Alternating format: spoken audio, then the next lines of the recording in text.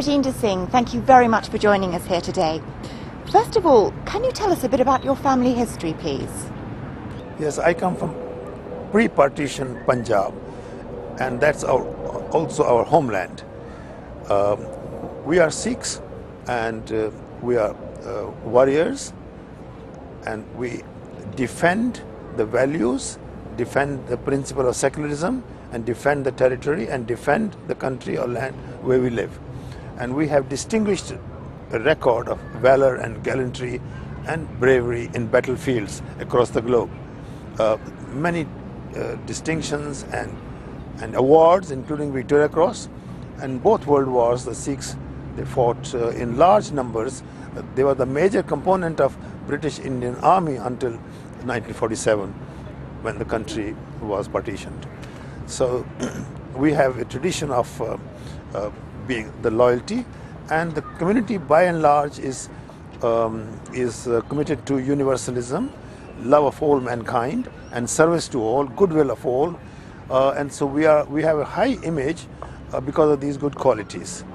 So we are very happy to be living here, and we contribute through our hard work and industry to this country, and we will also, I'm sure, stand up for its defense. We are known to defend the persecuted.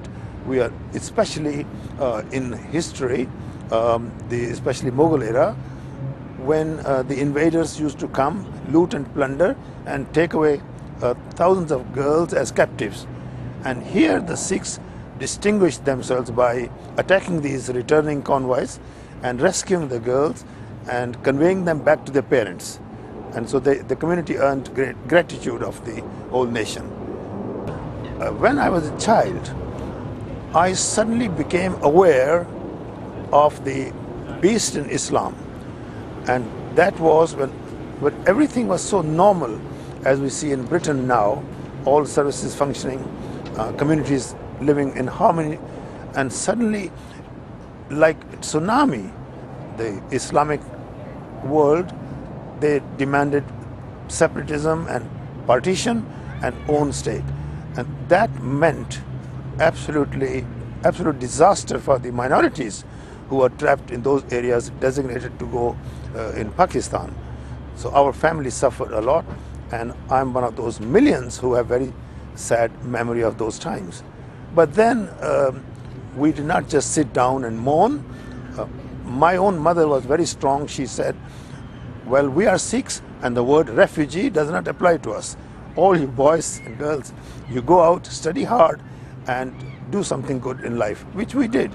And we became quite prosperous. We had high posts, and we are doing very well because of that dynamism that is inherent in Sikh philosophy of life. And we are making a positive contribution in this country as well. Our image is very high, and we are really respected by general public. Can you tell me a bit about your father, please?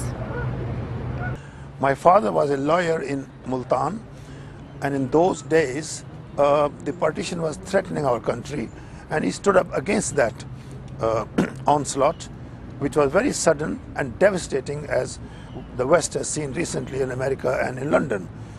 And he's tried to, in his own way, prevent this catastrophe overwhelming India.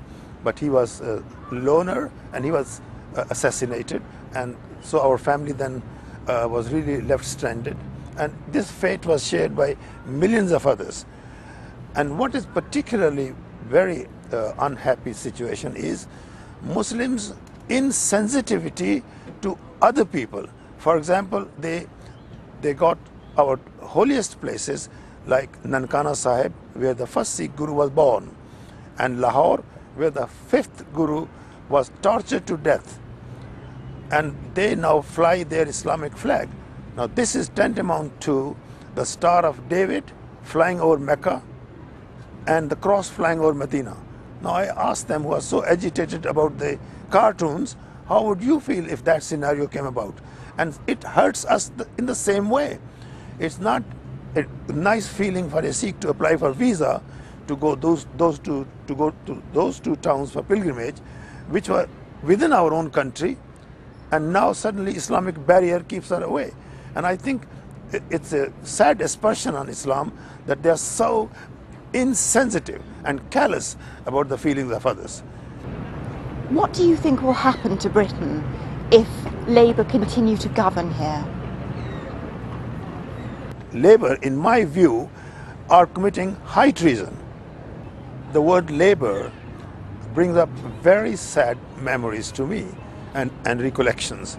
It was the Labour government in 1947 under Clement Attlee who simply gave 1/3 of India unconditionally to fundamentalist, separatist, intolerant Islam. And we were left aghast that Britain is the mother of democracy. How come they partitioned India solely on one criterion, religion? And so it's the same Labour government, and I've now observed them closely. There is some continuation of their ideological policy, and this is reflected in what I see in large-scale, unchecked immigration, nearly all Muslim, male, single, working age, and the same policy Labour is showing here as well. And I think if people understand the Labour mentality from 1947, they would really sit up and take note and say, well, what on earth is happening? This is Britain, who's supposed to enforce our way of life, but we are yielding, we are appeasing, we are surrendering. Will it not end up like the fate of India? So I'm afraid that I really personally feel very strongly about Labour, what the Labour is doing in this country, especially Muslim appeasement. We see them, their leaders having tea at 10 Downing Street, having discussions over law and order, over their happiness. What on earth, there are other communities also, we take note of it, what's going on here. And so I'm not happy at all about Labour government and its policies, because I know them for a long, long time.